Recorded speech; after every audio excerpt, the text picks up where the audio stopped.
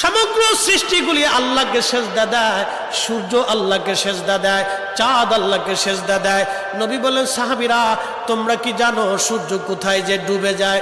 সাহাবীরা বলেন, আল্লাহু রাসূলু আলাম, আল্লাহ জানে এবং নবী ভালো জানে।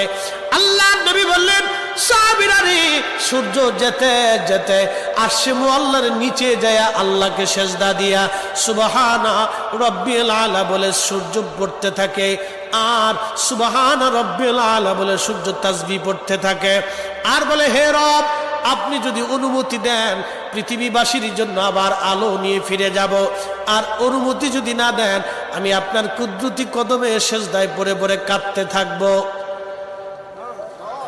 আল্লাহ নবী বললেন, সূর্য থেকে আমার রব অনুমতি দেওয়ার কারণে সকালবেলা তোমরা সূর্যের আলো পাও। কিয়ামতের পূর্ব সময় অনুমতি দেবে না, দেবে না, দেবে না, দেবে না। 6 মাস পার হয়ে যাবে, পৃথিবী অন্ধকারে নিমজ্জিত হয়ে যাবে, কান্নার রোল পড়ে যাবে, অন্ধকারে ছেয়ে যাবে সারা দুনিয়া। মানুষ বলবে, সূর্যের কি হলো? সে কি হারিয়ে গেছে? সূর্য কোথাও খুঁজে পাওয়া যাবে না, আলো পাওয়া যাবে না, অন্ধকারে সারা পৃথিবীতে কান্না বেড়ে যাবে। এবার রব বলবে, সূর্য উঠো। সূর্য পূর্ব দিক থেকে উঠার সময় পাবে না, পশ্চিম দিক থেকে উঠা শুরু হয়ে যাবে সূর্য। আল্লাহ নবী বললেন, তওবার দরজা বন্ধ হয়ে যাবে, আর ওই সময় দক্ষিণ দিক থেকে একটা বাতাস আসবে। সমস্ত ইমানদার সেই দিন মারা যাবে, কোনো ইমানদার আর থাকবে না, আল্লাহকে আল্লাহ বলে ডাক দেওয়ার মতো কেউ থাকবে না। আল্লাহ ইসরাফিলকে বলবে, ইসরাফিল সিংহায় ফুঁক দাও। আল্লাহর এই ফেরেশতা সিংহা হাতে নিয়ে মুখের কাছে নিয়ে আল্লাহর আরশে মুআল্লার দিকে তাকায় থাকে, একটা সেকেন্ডের জন্য এদিক আর ওদিক করে না। কখন রব হুকুম দিবে সিংহায় ফুৎকার দেওয়ার জন্য?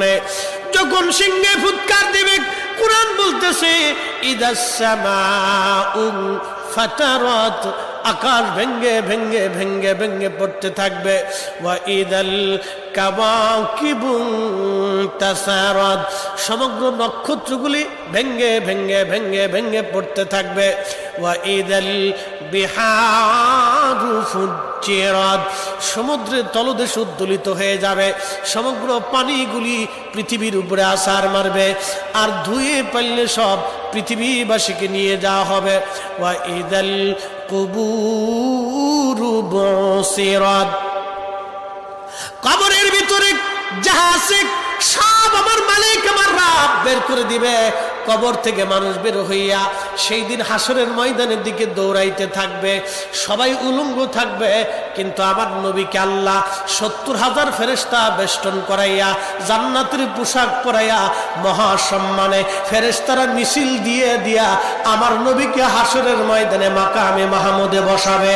একবার জোরে বলা যাবে কি আল্লাহু আকবার? বাজান মুসলমান, খুব মনোযোগ দেন। হযরত ইউনূস আলাইহিস সালামের কথা বলছিলাম, মাছের পেটের ভিতরে ইউনূস। চিন্তা করলেন, মরে গেলাম না বেঁচে আছি? লাড়াচাড়া দিয়ে দেখলেন না বেঁচে আছি। দাঁড়ায় গেলেন খোদার পয়গম্বর, দাঁড়ায় যাইয়া সেজদার মধ্যে পড়ে গেলেন। মাছের পেটের মধ্যে সেজদার মধ্যে পড়ে বলতেছে, লা ইলাহা ইল্লা আনতা সুবহানাক